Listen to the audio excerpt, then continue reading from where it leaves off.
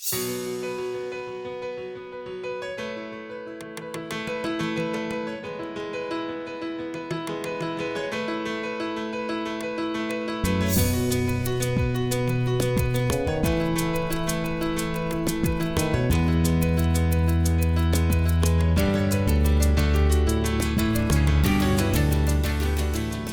actually started working on Wall Street when I was going to college during the summers. And then after that went in the Navy, and then after the Navy came back to work for Pershing. And in 1970, they needed someone to trade over-the-counter stocks, as well as, they being Pershing, needed someone to trade over-the-counter stocks and over-the-counter options. So there was only one other person in the firm that was doing that. So I volunteered. So I began trading options in 1970. And it was a very antiquated system, as I said, over the counter. And we would have to call dealers and they would price the 3-month, 6-month, 9-month options.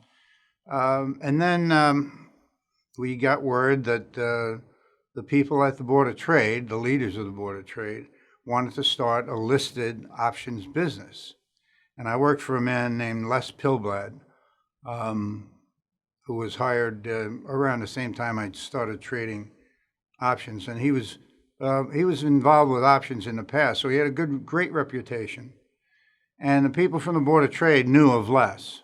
So I was in a great position because I worked for a terrific guy, knew options, and people here at the Board of Trade really didn't know that much about options. It was all commodities, all futures. And so I was in a great spot to contact people and for people to contact us. I went to Wagner College for a while, and then Uncle Sam was breathing down my neck during the Vietnam, and so I joined the Naval Reserve. So I spent a couple of years at Wagner, and then a couple of years in active duty in the Navy, and then I came back and I went to the New York Institute of Finance, which no longer exists. I think it developed into something else, and spent a couple of years there and got a certificate basically in brokerage management and that type of thing. Every year, I would at least lose my voice once a year.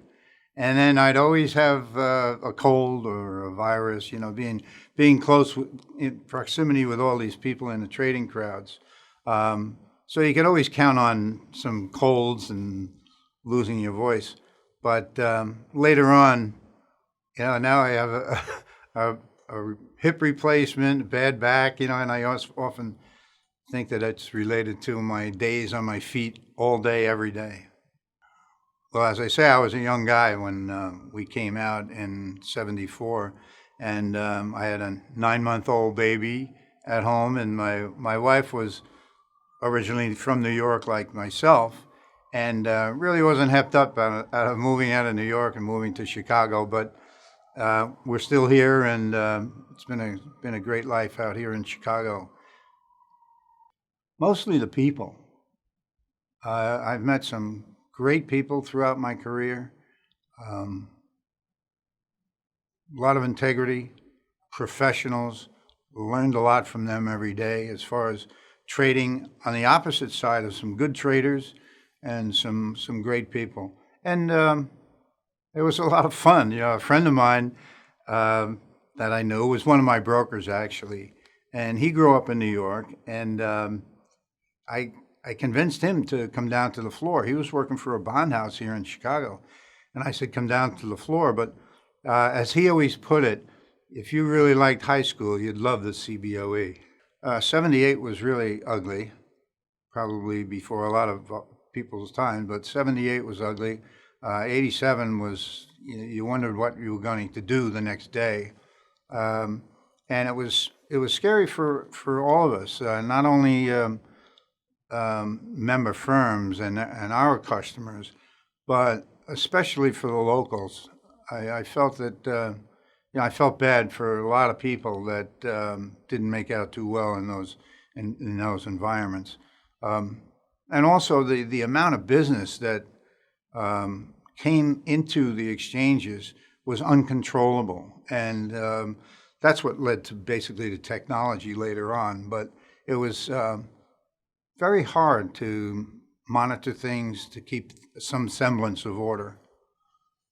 It was a great experience. It was could be a lot of fun at times, but it was tough, and it was intriguing. I'm sure that or people know that when you're asked what do you do for a living and where do you work, if you say, well, I work down at the CBOE or the Merck or the Board of Trade, they're intrigued right away, and it is a place where that is intriguing. When a select few of us, I would gather to say that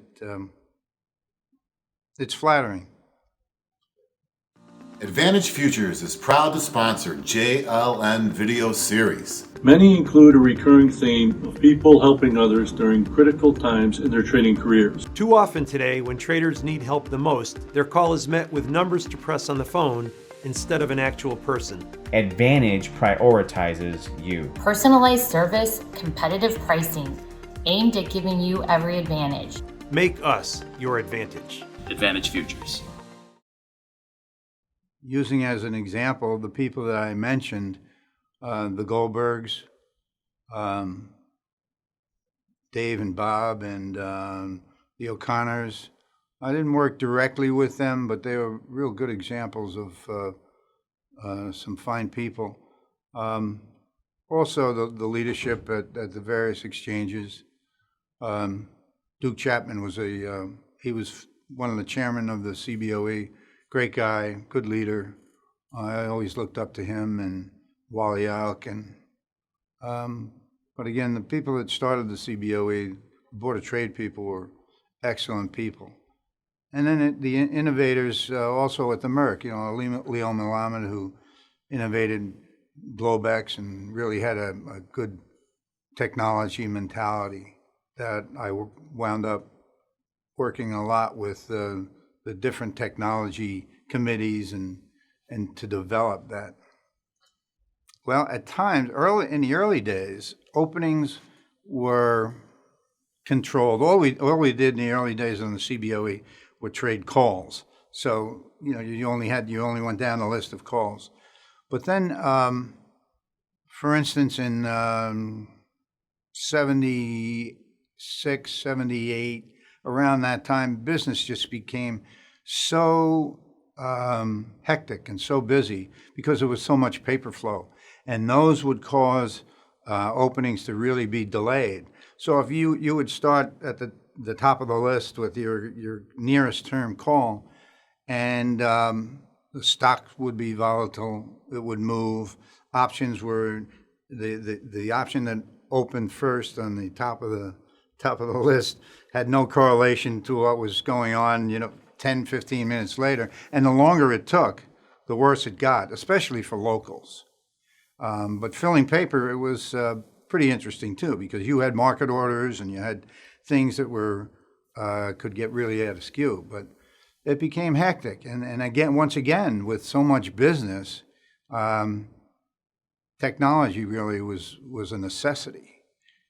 And then we had multiple listed options. So, digital equipment would be listed on the Amex, and it would be listed on the CBOE, and the Amex would have a different way of opening, and what series would open in the Amex would be priced different on the CBOE, and it could be a real mess.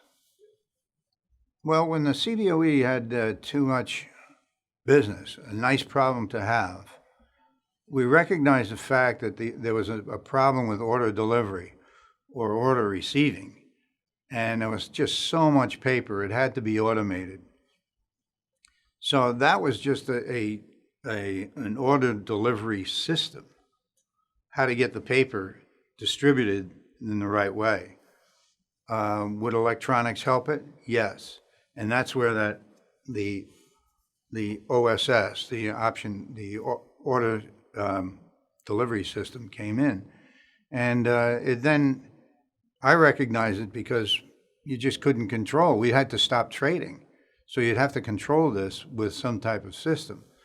So that's when we developed the OSS. And it wasn't electronic trading. It was just a simple electronic delivery system. And it wasn't very popular with the locals and also especially with the floor brokers, because it's taking the paper out of their hands and going directly to the exchange. And it did alleviate a lot of the bottlenecks. But that was the first, my first ideas about it. But I also felt that there had to be a better way, and knowing the trade, how trading was done on the CME and the Board of Trade, as well as the CBOE in open outcry, there could be a better way to do this, and a more sophisticated technological way to do it, rather than having some disparages in the market, whether they be order flow or markets that were just not being able to trade. So I was always a proponent, of technology, which was not very popular with the floor environment. And then, as I say, when I went with Morgan Stanley in '82, it was becoming popular that, and the technology was becoming available. If you could sit at a restaurant and someone could press buttons and put in a Coke and a hamburger, and I observed this one night when I was working for the CBOE, and I came back and I said, if that can be done, we could do that with different types of orders. So then by '82, that technology started to exist. And Leo Melamed and people over the Merck realized this. So, as I say, being a proponent, I was asked to serve on the Globex Committee, the initial one, with John Geldermann and other people at the Merck. So that's when it not only became an order entry system, but kind of a good way for a local to trade against that order flow, or with that order flow.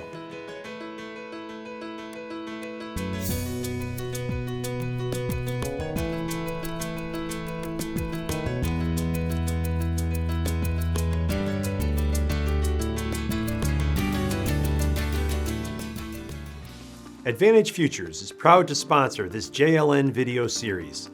In many of the series videos, there are recurring themes of people being helped at critical times in their trading careers. Too often today, when traders need help the most, their call is met with numbers to press on the phone instead of an actual person. At Advantage, you are our priority. Everyone needs an edge or advantage when trading. Make us your advantage.